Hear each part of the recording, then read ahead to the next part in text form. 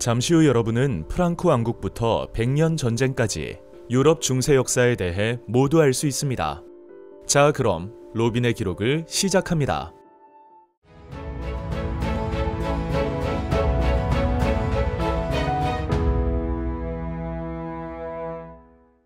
게르만족은 원래 유럽 북부 지역에 살면서 농경과 목축, 수렵을 하며 살고 있었습니다. 그 후 점차 인구가 증가하자 농지를 찾아 남하한 게르만족은 로마 제국에 들어와 용병이나 농민이 되었고 점차 로마 문화에 동화되어 갔습니다.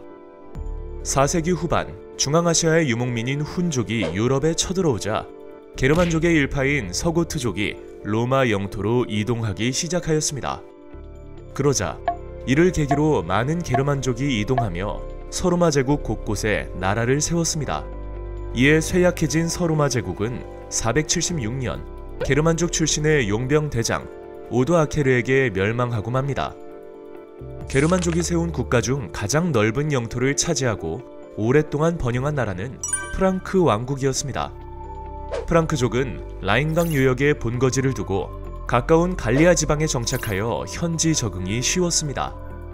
또한 5세기 말 메로베우스 왕조를 세운 클로비스가 로마 가톨릭교로 개종하면서 로마 주민과의 문화적 마찰을 피할 수 있었습니다. 클로비스 사후 왕권이 약해지자 재상과 비슷한 역할을 수행했던 궁제 카롤루스 마르텔은 이베리아 반도를 통해 서유럽으로 쳐들어온 이슬람의 공격을 막아내고 왕국의 실권을 장악하였습니다. 그 후 권력을 물려받은 카롤루스 마르텔의 아들 피피는 메로베우스 왕조의 허수아비 왕을 몰아내고 자신이 왕좌에 오르고 싶어 했습니다. 그래서 그는 로마 교황에게 왕이란 칭호만 가진 자와 왕의 모든 권리를 행사하는 자 중 누가 왕관을 쓰는 것이 옳습니까? 라는 내용이 담긴 편지를 보냈습니다. 당시 로마 북쪽 랑고바르드족의 침입에 시달리던 교황은 자신을 보호해줄 새로운 세력이 필요했습니다. 그래서 아무 실력이 없는 자보다 왕다운 능력을 갖춘 자가 왕이어야 한다는 내용의 답장을 보냈습니다. 교황의 지지를 등에 업은 피피는 망설임 없이 왕을 몰아내고 카롤루스 왕조를 열었습니다. 그리고 이에 대한 답례로 알프스 산맥을 넘어 랑고바르드를 공격해 빼앗은 지역을 교황에게 선물했는데 이것이 로마 교황령의 시초가 되었습니다. 피핀의 아들 카롤루스 대제는 프랑크 왕국의 전성기를 이끌었습니다. 그는 서로마 제국의 영토를 상당 부분 되찾았고 정복지에 선교사를 보내는 등 크리스트교 보급에 힘썼습니다. 또한 궁정학교를 세우고 고전을 연구하는 등 카롤루스 르네상스를 일으켰습니다. 이에 프랑크 왕국은 그리스 로마 문화, 게르만 문화, 크리스트교가 융합한 중세 서유럽 문화의 기틀을 마련할 수 있었습니다. 한편 동로마 제국의 간섭에서 벗어나려던 교황은 800년 카롤루스 대제를 서로마 황제로 추대하였고 이에 카롤루스 대제는 프랑크의 왕과 서로마 제국의 황제를 겸하며 절대 권력을 이룩할 수 있었습니다. 분열된 서유럽 세계를 정치적, 문화적으로 통일한 카롤루스 대제의 정신은 현재에도 계승되고 있습니다. 1950년대부터 매년 유럽의 통합과 발전에 공헌한 인물에게 카롤루스 대제의 프랑스어 이름을 붙인 샤를마뉴 상이 수여되고 있는데 2016년에는 프란치스코 교황이 수상하였습니다. 카롤루스 대제가 세상을 떠난 후 왕권을 물려받은 루트비히 1세는 경건 왕이라는 별명처럼 신앙심은 깊었지만 정치에 큰 뜻은 없었습니다. 이후 프랑크 왕국은 루트비히 1세가 죽은 뒤 843년 체결된 베르댕 조약에 의해 서프랑크, 중프랑크, 동프랑크로 분열되었습니다. 그리고 세 나라는 각각 오늘날 프랑스, 이탈리아, 독일의 시초가 되었습니다. 프랑크 왕국이 분열되던 9세기 무렵부터 노르만족은 비옥한 땅을 찾아 남쪽으로 이동하였습니다. 노르만족은 이주한 곳에 키예프 공국, 노르망디 공국, 노르만 왕조 등을 세웠고 원래 머물던 스칸디나비아 반도에는 스웨덴, 덴마크, 노르웨이를 세웠습니다. 한편 이 무렵에는 마자르족, 이슬람 세력 등이 유럽을 침입하여 혼란이 극심해졌습니다. 혼란이 계속되자 지방 세력가들은 성을 쌓고 무력을 갖추어 전사 계급이 되고 지역민을 자신의 토지를 경작하는 예속 농민으로 삼으며 그들을 보호하였습니다. 이로써 지방 세력가와 농민 사이의 주종 관계가 확산되고 장원에 기초한 지방 분권이 가속화되며 봉건제가 완연한 모습을 갖추게 되었습니다.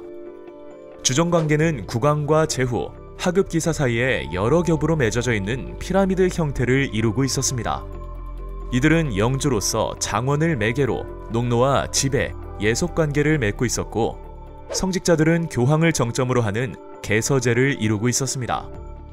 주종 관계에서 봉신은 주군에게 충성 서약을 하고 주군은 봉신에게 봉토를 주었는데, 프랑코 왕국의 메로베우스 왕조와 카롤루스 왕조 시대의 계약서를 살펴보면 그 내용을 더욱 자세히 알 수 있습니다. 타인의 권력에 몸을 의탁한 자로서 나는 다음과 같이 처신한다. 나의 봉사와 공로에 따라 당신은 나에게 음식과 의복을 주어 나를 부양해야 한다. 둘 중 한 명이 계약을 파기하려고 한다면 그는 상대방에게 얼마간 돈을 지급해야 할 것이며, 그로써 계약은 모든 효력을 잃을 것이다. 이와 같이 주종관계는 쌍무적인 계약관계로 어느 한쪽이 의무를 이행하지 않으면 원칙적으로 파기되었습니다. 한편 주종관계가 세습되고 봉신의 지배권이 영구적이 되면서 봉신은 봉토 안에서 왕의 간섭 없이 재판권과 징세권을 행사하였습니다. 이로 인해 지방 분권화가 촉진되어 왕권이 약해지기 시작합니다. 주군이 봉신에게 준 봉토는 한 개 또는 여러 개의 장원으로 구성되었고, 봉신은 영주로서 이를 다스렸습니다. 장원의 토지는 경작지, 목초지, 삼림 등으로 나뉘어져 있었는데, 경작지는 영주 직영지와 농노 보유지로 구분되었고 삼포제 방식으로 경작되었습니다.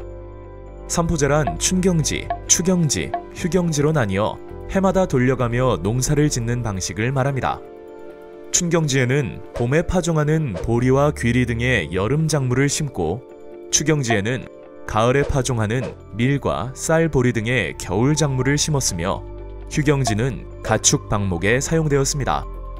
그리고 이 순서를 1년마다 순차적으로 바꾸어 3년이면 제자리로 돌아오게 하였고, 이로써 체계적으로 땅의 지력을 회복할 수 있었습니다. 중세 장원은 영주의 성과 교회, 경작지, 공동 방목지, 제분소와 대장간 등으로 이루어져 있었습니다. 영주의 성은 영주나 장원 관리인의 거처로 전시에는 농민들의 일시적인 피난처가 되기도 하였으며, 장원에 속한 모든 사람은 주일에 교회에서 예배를 드려야 했습니다. 경작지는 공동경작의 편의를 위해 울타리를 치지 않았고 길쭉한 지조 단위로 섞여 있었습니다. 공동방목지는 가축을 키우거나 땔감을 얻기 위해 농민들이 공동으로 사용하였으며 영주에게 일정한 대가를 지급하였습니다. 제분소와 대장간은 영주의 소유로 장원 내의 농민들은 강제로 사용해야 했으며 영주에게 시설 이용료를 바쳐야 했습니다. 장원 내의 농민은 대개 농노였습니다. 농노는 고대 노예와 달리 혼인권, 농지 보유권 등이 있었고, 관습에 따라 어느 정도 보호를 받았으나 영주의 허락 없이는 장원을 떠날 수 없는 부자유한 신분이었습니다. 농민은 토지를 사용한 대가로 매주 2-3일간 영주의 직영지를 경작하고 공납으로 현물을 바쳤습니다. 또한 인두세, 사망세, 혼인세 등을 바치고 영주의 법정에서 재판을 받아야만 했습니다. 프랑스에서는 전형적인 지방 분권적 봉건 국가의 모습이 나타났습니다. 파리 백작, 위그 카페가 왕으로 추대되면서 카페 왕조가 열렸습니다. 그러나 왕권은 파리와 그 주변에만 미쳤고, 노르망디 공작 같은 강력한 제후는 왕보다 더 넓은 영지를 소유하였습니다. 동프랑크에서는 오토 1세가 마자르족과 슬라브족의 침입을 막고 이탈리아 내란을 진압하여 962년 교황으로부터 로마 황제의 관을 받았는데, 이것이 신성 로마 제국의 기원이 되었습니다. 그러나 신성 로마 제국 황제들은 제후의 선거로 선출되어 힘이 약했고 이탈리아 경영에만 관심을 둔 탓에 본국의 정치 상황에 어두웠습니다. 한편 노르망디 공국의 윌리엄은 잉글랜드를 정복하여 노르만 왕조를 열었습니다. 그는 봉건제를 영국에 도입하였는데 광대한 토지를 왕의 소유지로 삼고 제후들에게 충성 서약을 받는 등 강력한 왕권을 행사하였습니다. 그는 토지 파악과 세금 징수를 위해 전국적인 토지 조사를 하여 둠즈데이 북이라는 토지 대장을 만들었습니다. 둠즈데이 북은 각 지역의 사정을 조사하여 경작지의 면적, 소유자의 이름, 노예와 자유민의 수 등을 기록하였는데 이는 중세 최고의 행정업적으로 손꼽히고 있습니다. 하지만 이러한 강력한 지방 제후들은 교황을 중심으로 이루어진 크리스트교로부터 자유로울 수 없었습니다. 7세기 이후 이슬람의 세력 확장으로 크리스트교 세계에는 로마 교구와 콘스탄티노폴리스 교구만 남게 되었습니다. 로마 교회의 주교는 자신을 교황으로 부르고 서유럽 교회를 이끌었으며 콘스탄티노폴리스 교회는 비잔티움 제국의 동유럽 교회를 대표하였습니다. 동서교회가 분열하는 계기가 된 것은 서기 726년 비잔티움 제국의 황제 레오 3세가 내린 성상 파괴령이었습니다. 하지만 게르만족에게 포교하기 위해 성상이 필요했던 로마 교회가 이를 거부하면서 동서교회의 대립은 격화되었습니다. 결국 크리스트교 세계는 1054년 교황을 중심으로 하는 로마 카톨릭 교회와 비잔티움 황제가 중심이 된 그리스 정교회로 갈라서게 되었습니다. 로마 카톨릭 교회는 서유럽에서 교세를 확장하여 유럽인의 정신세계와 일상생활을 지배하였습니다. 교황은 대관식을 통해 국왕의 통치에 신적인 권위를 부여하였고 교회는 성직자, 영주, 농노 등 중세사회의 신분 질서가 성서에 근거한 신의 뜻이라며 자신들의 권위를 정당화하였습니다. 교회는 신도가 기증한 토지를 토대로 강력한 봉건 세력이 되었고 교회 내부에서는 교황 밑에 대주교, 주교, 교구 사제로 구성되는 개서제가 확립되었습니다. 로마 가톨릭 교회는 세력이 커지면서 점차 세속화되었습니다. 성직자들이 국왕이나 제후의 봉신이 되면서 성직자 임명권 역시 세속 권력인 국왕이나 제후가 차지하였으며 성직자가 혼인하거나 성직이 매매되는 등 부패와 타락이 나타났습니다. 이에 10세기 초 클리니 수도원을 중심으로 교회를 정화하려는 개혁운동이 일어나 여러 지역으로 퍼지기 시작하였습니다. 클리니 수도원은 교황에 직속되어 세속 권력의 간섭을 받지 않았습니다. 이에 청빈과 순명, 정결 등 베네딕트의 계율을 엄격하게 지키며 교회 개혁운동을 주도할 수 있었는데 그 영향력 또한 막강하여 우르바누스 2세와 같은 교황을 배출하기도 했습니다. 수도원은 노동을 존중하여 세속인의 모범이 되었을 뿐만 아니라 학문 연구를 권장하여 학문과 교육의 중심지였고 고전 보존과 문화 발달에 기여하였습니다. 시간이 흘러 11세기부터는 교황의 주도로 교회를 세속 권력에서 벗어나게 하려는 움직임이 일어났습니다. 교황 그레고리우스 7세는 이에 앞장서 교회의 부패를 바로잡고 세속군주의 성직자 서임을 금지하였습니다. 우리는 황제와 왕을 포함한 모든 평신도가 성직자에게 감독의 직책, 대수도원 또는 교회에 대한 서임을 줄 수 없음을 법령으로 선포하였다. 그러므로 누군가가 평신도로부터 서임을 받더라도 그 서임은 효력이 없는 것이며 스스로 서임을 취소하기 전까지는 파문 상태에 처할 것이다. 이와 같이 1075년 그레고리우스 7세가 발표한 교황 훈령을 살펴보면 성직자 서임에 대한 교황의 확고한 생각을 엿볼 수 있습니다. 하지만 신성 로마 제국 황제 하인리히 4세는 이를 무시하였고 이에 화가 난 교황은 황제를 파문하였습니다. 이에 맞서 교황을 폐위하려던 황제는 제후와 주교의 지지마저 잃자 1077년 카노사로 교황을 찾아가 사죄하였는데 이를 가리켜 카노사의 굴욕이라 부릅니다. 서임권 투쟁은 이후에도 지속되었지만 1122년 교황은 보름스 협약을 통해 서임권을 차지하는 데 성공하였습니다. 독일 왕국에서 주교와 수도원장의 서임은 그대의 입회하에 이루어질 것이다. 신성 로마 제국 황제인 나 하인리히는 모든 서임권을 성스러운 로마 가톨릭 교회에 바친다. 그리고 짐의 왕국과 제국 내 모든 교회에서 교회법에 따른 주교와 수도원장의 선출과 성직 수임의 자유를 보장하는 것에 동의한다. 이와 같이 보름스 협약을 살펴보면 교황과 황제의 관계를 더욱 잘 알 수 있습니다. 이후 권위는 점점 강해져 13세기에 이르러서는 교황은 해, 왕은 달에 비유될 정도로 교황의 권위는 절정에 이르렀습니다. 중세 서유럽에서는 그리스도교 중심의 문화가 발전하였습니다. 학문도 신학 중심으로 발달하였으며 철학은 신학의 시녀라는 말이 생겨났습니다. 중세 초기에는 아우구스티누스의 교부 철학이 발전하였지만 십자군 전쟁 이후에는 아리스토텔레스의 철학이 서유럽에 본격적으로 전해지면서 스콜라 철학이 유행하였습니다. 스콜라 철학을 집대성한 토마스 아퀴나스는 신학대전에서 신앙의 진리와 이성의 진리가 조화를 이룰 수 있다고 주장하였습니다. 그러나 13세기 이후 윌리엄 오컴은 신의 존재를 이성으로 증명할 수는 없다며 신앙과 이성의 분리를 주장하였습니다. 학문은 초기에는 교회나 수도원을 중심으로 발달하였지만 점차 대학이 학문 연구의 중심이 되었습니다. 대학은 12세기경 볼로냐와 파리에서 설립된 것을 시작으로 점차 유럽 각지에 세워졌습니다. 중세대학은 본래 교수나 학생의 조합에서 시작되어 각기 전통이 달랐고 교회나 세속 권력으로부터 자치권을 얻어 자유를 누리기도 하였습니다. 대학은 교회 학교에서 배울 수 없는 고급 학문을 가르치기 위한 일종의 교육 길드였습니다. 입학은 남자만 가능했고 7개의 교양 교과와 법학, 의학, 신학 등의 전공 교과가 운영되었는데 특히 파리 대학은 신학, 볼로냐 대학은 법률로 유명하였습니다. 전공별로 운영된 학위 과정은 수공업자 길드에서 도제가 장인이 되는 과정과 비슷하였습니다. 오늘날 대학의 교육 과정과 조직, 학위 제도는 대부분 중세 제도에서 유래하였지만 실제 연구 방향은 현대 사회의 요구에 따라 크게 달라졌습니다.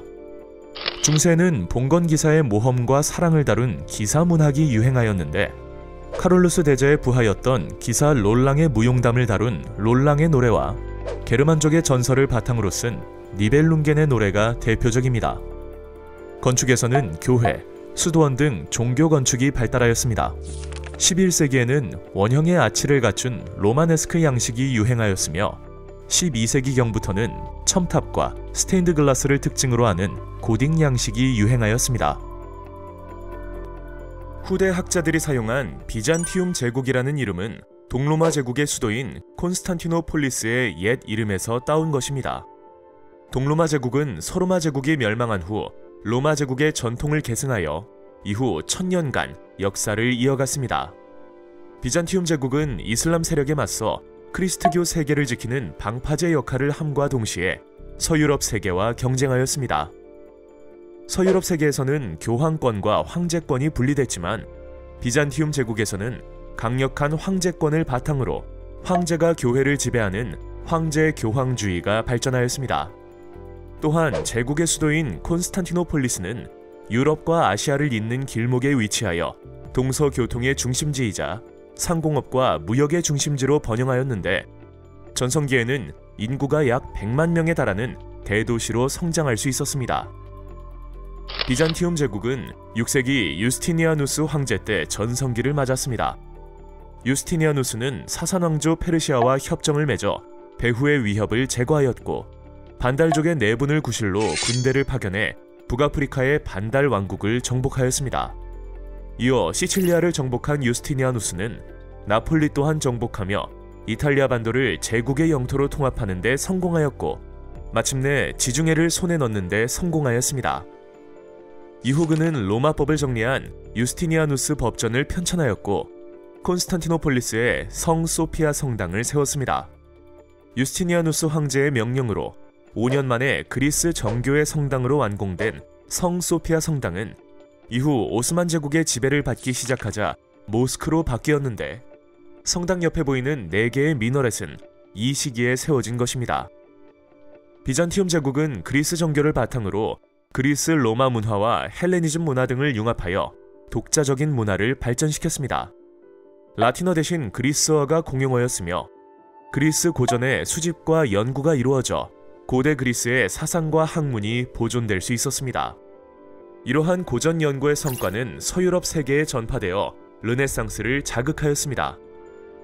건축에서는 성 소피아 성당으로 대표되는 비잔티움 양식이 유행하였는데 이 양식은 외부의 웅장한 돔과 내부를 장식한 화려한 모자이크 벽화 등의 특징을 가지고 있습니다.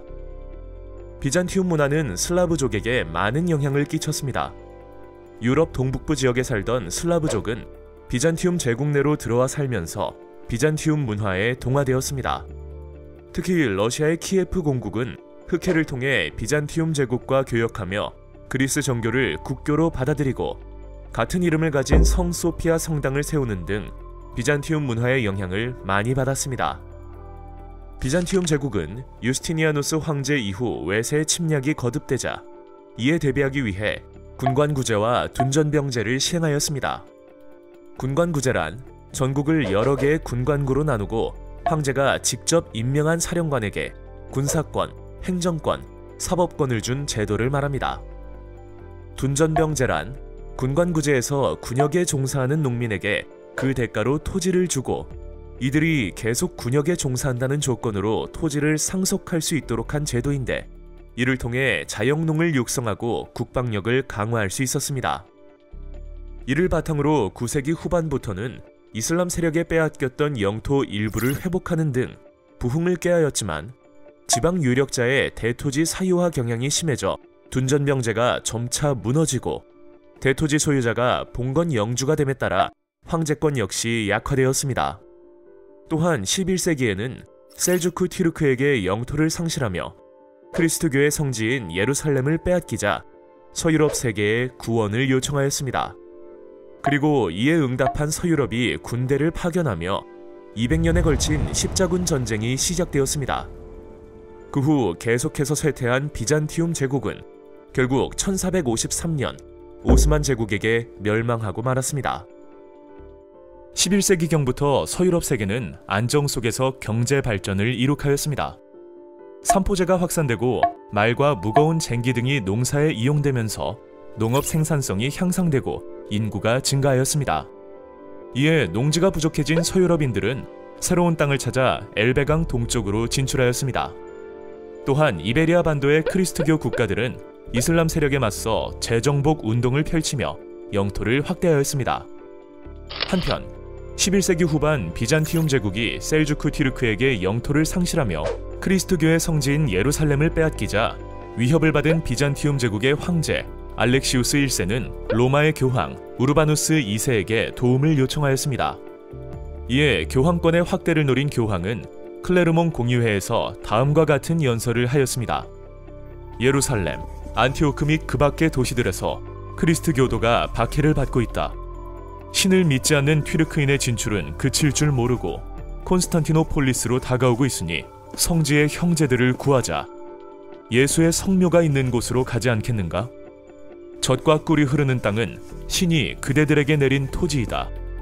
이 땅에서 불행한 자와 가난한 자는 그 땅에서 번영할 것이다. 이렇게 연설을 하며 전쟁에 참여하면 그동안 지은 죄를 용서받을 수 있다며 성지 회복을 위한 전쟁을 호소하자 제후와 기사, 상인, 농민이 종교적 열정과 각자의 이익에 호응하여 1096년 십자군 전쟁이 시작되었습니다. 크리스트교에 대한 자부심과 열정에 사로잡힌 유럽인들은 3년 만에 예루살렘을 탈환하는 데 성공하였고 그 자리에 예루살렘 왕국을 세웠습니다. 하지만 이슬람 교도들이 다시 세력을 모아 예루살렘을 위협하자 유럽 나라들은 1147년에 제2차 십자군을 조직해 맞섰지만 이슬람 군대에게 패하고 유럽으로 돌아가야만 했습니다. 제2차 십자군 전쟁이 끝나고 이슬람에는 지도자 살라딘이 나타났습니다. 오늘날 이라크 지역에서 태어난 살라딘은 1171년 이집트의 파티마 왕조를 무너뜨리고 이집트의 왕이 된 후 팔레스타인과 시리아까지 손에 넣으며 아이유브 왕조를 세웠습니다. 살라딘은 예루살렘을 되찾기 위해 아랍어로 이슬람교의 성스러운 전쟁을 뜻하는 지하드를 선언하였고 1187년 예루살렘을 되찾는 데 성공하였습니다. 그러자 유럽인들은 1189년 유럽 최강의 군대를 조직하여 제3차 십자군 전쟁을 일으켰습니다. 각 나라를 대표하는 왕족인 영국의 리처드 1세, 프랑스의 필리프 2세, 신성 로마 제국의 프리드리히 1세가 직접 십자군에 참가하며 기세 좋게 원정을 떠났지만 원정 도중 프리드리히 1세는 강물에 빠져 사망하였고 리처드 1세와 내분이 일어난 필리프 2세는 프랑스로 회군하였습니다. 전력이 약해진 리처드 1세는 살라딘에게 크리스트 교도들이 예루살렘에 마음대로 드나들며 성지 순례를 할 수 있게 해주면 영국으로 돌아가겠다고 제안하였습니다. 살라딘은 그의 제안을 받아들였고 협상이 이루어지면서 제3차 십자군 원정은 끝이 났습니다. 3차 원정 이후 유럽인들은 1270년까지 십자군을 5차례 추가로 파견했지만 이들은 이슬람 세력으로부터 예루살렘을 되찾겠다는 본래의 목적은 잊고 가는 곳마다 파괴와 약탈을 일삼았습니다.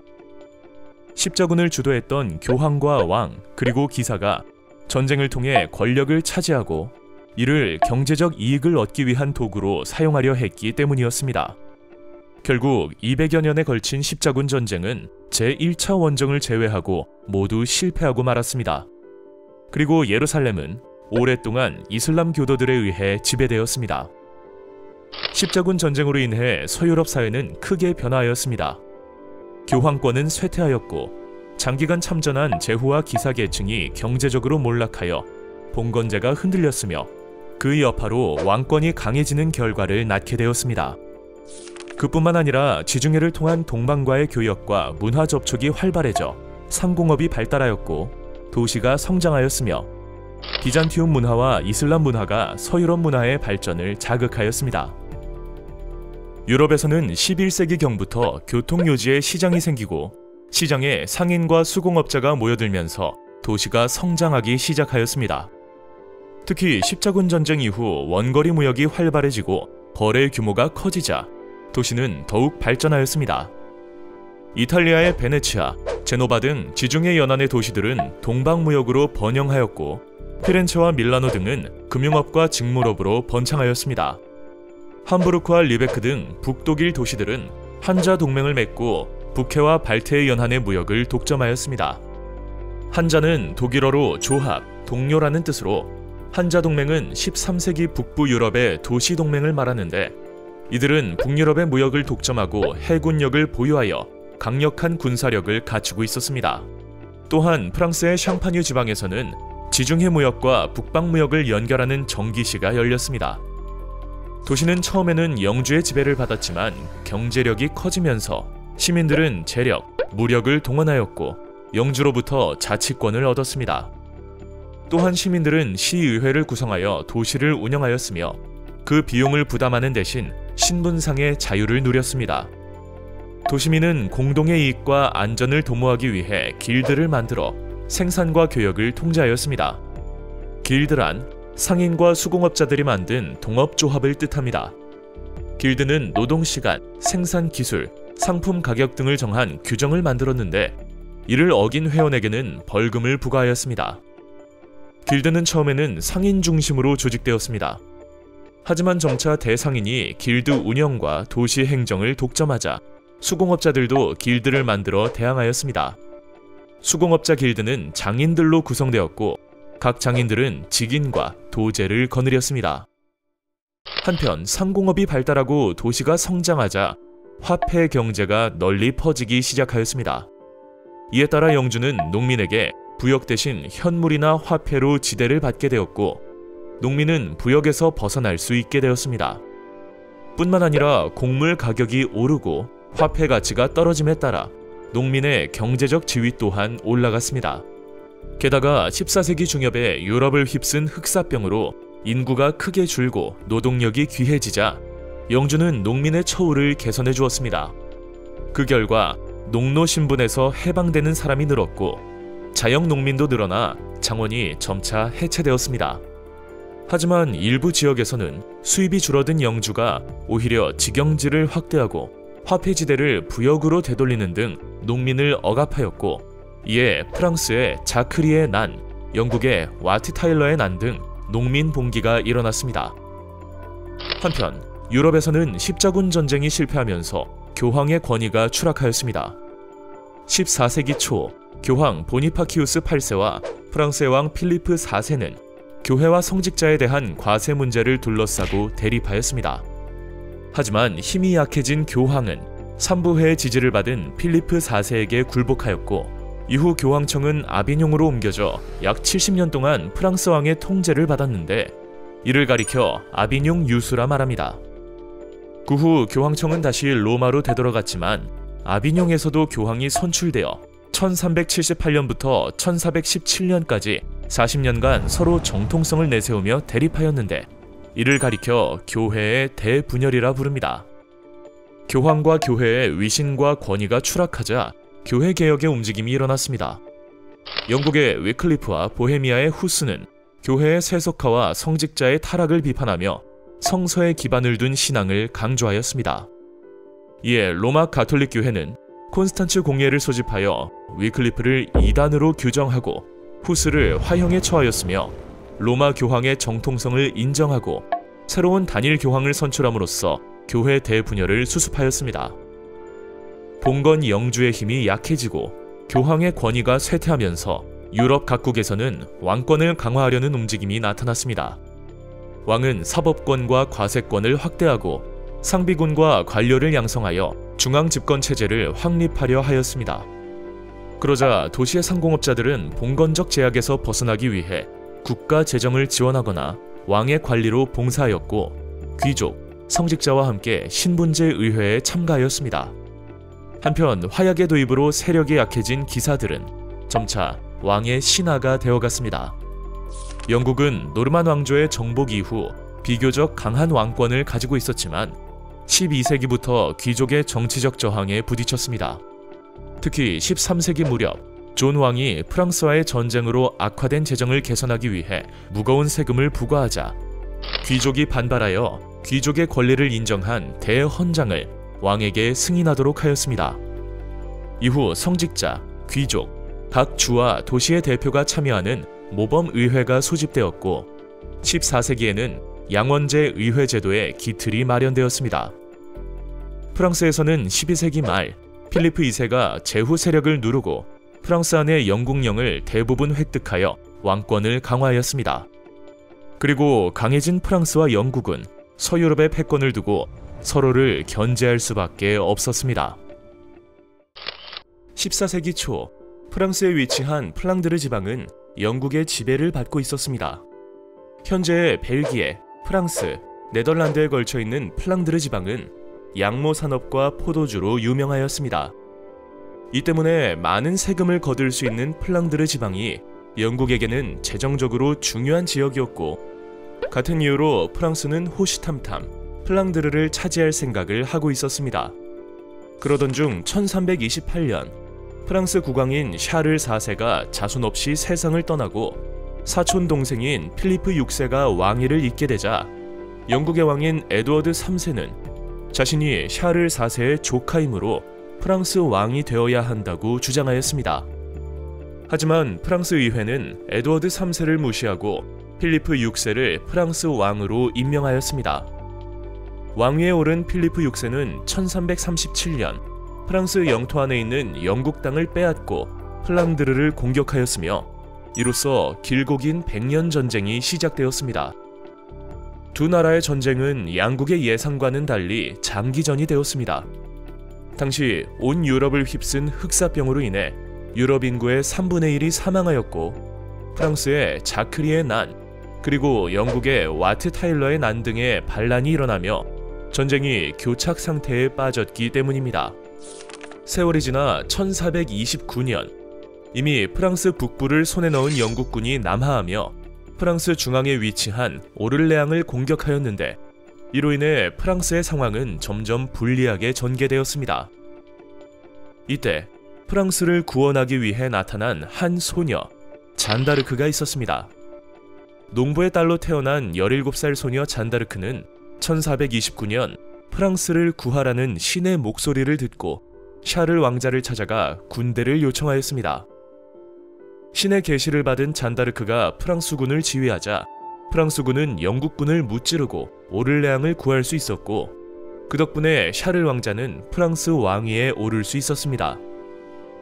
하지만 잔다르크는 1430년 영국군과 손을 잡았던 부르고뉴파에게 붙잡혀 영국군에 넘겨졌고, 이듬해인 1431년 재판에서 마녀라는 누명을 쓰고 화형에 처해졌습니다. 이후 승기를 잡은 프랑스는 영국과의 전투에서 유리한 국면을 이끌어낼 수 있었습니다. 그리고 1453년 프랑스 북부 지방인 칼레를 제외한 유럽 대륙에서 영국군을 몰아내며 전쟁에서 승리하였습니다. 프랑스는 100년 전쟁을 치르는 동안 왕을 중심으로 귀족들이 힘을 뭉쳤고 그 결과 강력한 중앙집권 국가로 발전하는 발판을 마련할 수 있었습니다.